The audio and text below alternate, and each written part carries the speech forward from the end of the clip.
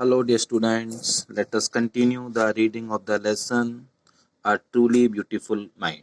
प्रिय छात्रों, lesson truly beautiful mind की रीडिंग को हम आगे बढ़ाते हैं और इसमें लिखा है In 1900, at the age of 21, Albert Einstein was a university graduate and unemployed. 1900 में जब अल्बर्ट आइंस्टीन 21 वर्ष के थे, उस समय उन्होंने स्नातक की परीक्षा पास कर ली थी एंड अनएम्प्लॉयड, और वह बेरोजगार थे, उनके पास करने के लिए कोई काम नहीं था. He worked as a teaching assistant. वो एक सहायक अध्यापक के रूप में काम करने लगे. Gave private lessons. वे घर से ही अपना अध्ययन किया करते थे. And finally secured a job in 1902 as a technical expert in the patent office in Bern. और अंत में 1902 में एक यांत्रिक विशेषज्ञ के रूप में बर्न के पेटेंट ऑफिस में उनको नौकरी मिल गई. While he was supposed to be searching other people's inventions, जबकि उनको इस कार्य के लिए नौकरी पर रखा गया था कि वो अन्य लोगों के जो आविष्कार हैं उनकी जांच करें. Einstein was actually developing his own ideas in secret. वहां पर एडिसन अपने स्वयं के विचारों को विकसित कर रहे थे. He is said to have jokingly called his desk drawer at work the Bureau of Theoretical Physics. कहा जाता है कि वह अपने लेखन मेज की दराज को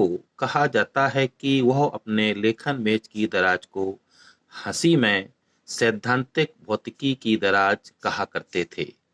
कहा जाता है कि वह अपने लेखन मेज की दराज को हंसी में सैद्धांतिक भौतिकी की दराज कहा करते थे.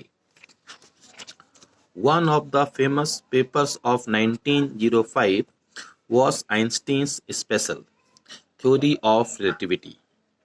1905 का आइंस्टीन का प्रसिद्ध लेख सापेक्षता के विशेष सिद्धांत पर था. अकॉर्डिंग टू विच, जिसके अनुसार time and distance are not absolute, कि समय और दूरी आपस में स्वतंत्र नहीं है. Indeed two perfectly accurate clocks will not continue to show the same time if they come together again after a journey if one of them has been moving very fast relative to the other. Einstein का कहना था कि वास्तव में दो पूर्णतः सही समय दर्शाने वाली घड़ियां समान समय न दिखाती रहेंगी यदि वे एक लंबी यात्रा पूरी कर साथ साथ लौटें, और यदि उनमें से एक ने दूसरे की तुलना में तेज गति से यात्रा की हो. From this followed the world's most famous formula which describes the relationship between mass and energy. इस बात से विश्व के अत्यधिक प्रसिद्ध सूत्र की रचना हुई, जो कि द्रव्यमान व ऊर्जा में सापेक्षता दर्शाता था, और उस फॉर्मूले को नाम दिया गया E=mc². और उस फॉर्मूले को नाम दिया गया E=mc².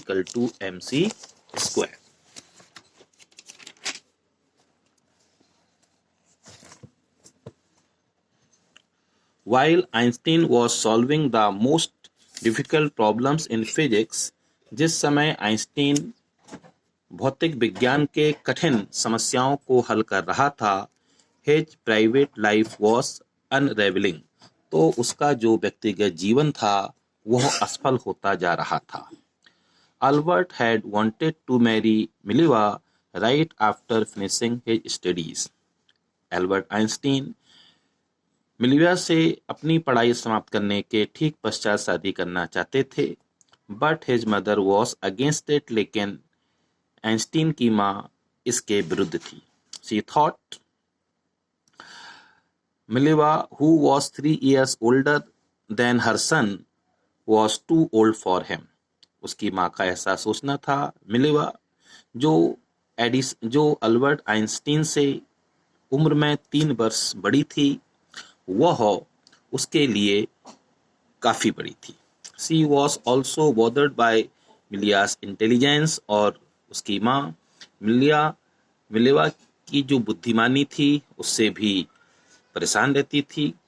C is a book like you, his mother said.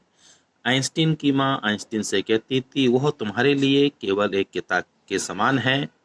Einstein put the wedding of, इसलिए आइंस्टीन ने कुछ समय के लिए अपनी शादी को टाल दिया। The pair finally married in January 1903। अंत में अल्बर्ट आइंस्टीन ने और मिलेवा ने 1903 जनवरी में शादी कर ली। एंड हैड 2 सन्स, और उनके शादी के बाद 2 पुत्र हुए। But a few years later the marriage faltered, लेकिन शादी के कुछ ही वर्षों के पश्चात उनकी शादी जो थी वह लड़खड़ाने लगी।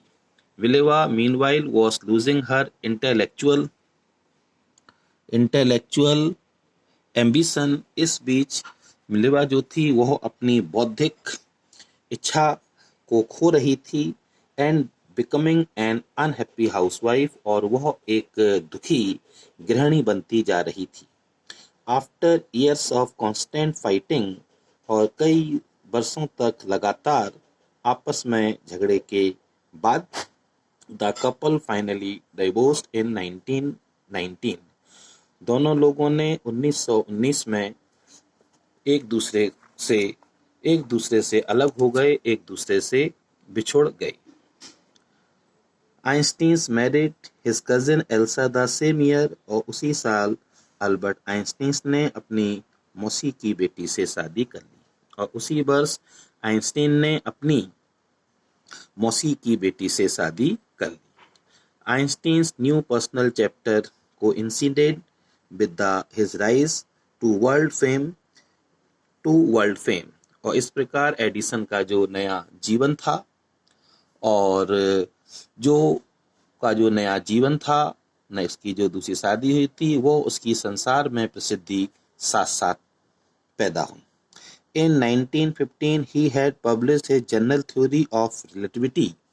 1915 में उसने अपना सापेक्षता पर समान सिद्धांत का लेख प्रकाशित किया which provided a new interpretation of gravity, जिसने गुरुत्व की नई व्याख्या प्रस्तुत की। An eclipse of the sun in 1919 brought proof that it was accurate। 1919 में जो सूर्य ग्रहण पड़ा उसने यह सिद्ध कर दिया कि अल्बर्ट आइंस्टीन की बात बिल्कुल ठीक है। Einstein had correctly calculated in advance the extent to which the light from fixed stars would be deflected through the sun's gravitational field। Einstein ने पहले से ही सही गणना कर ली थी कि स्थिर तारों से आने वाला प्रकाश सूर्य के गुरुत्व क्षेत्र में कितना मुड़ेगा। The newspapers proclaimed his work as a scientific revolution, और अखबारों ने इस बात की घोषणा कर दी कि आइंस्टीन का यह जो सिद्धांत है यह वैज्ञानिक जगत में एक क्रांति ले आया। न्यूज़पेपर्स ने इस बात की घोषणा कर दी कि अल्बर्ट आइंस्टीन का जो यह सिद्धांत है यह वैज्ञानिक क्रांति के नाम से जाना जाएगा। Dear student, this is all for today.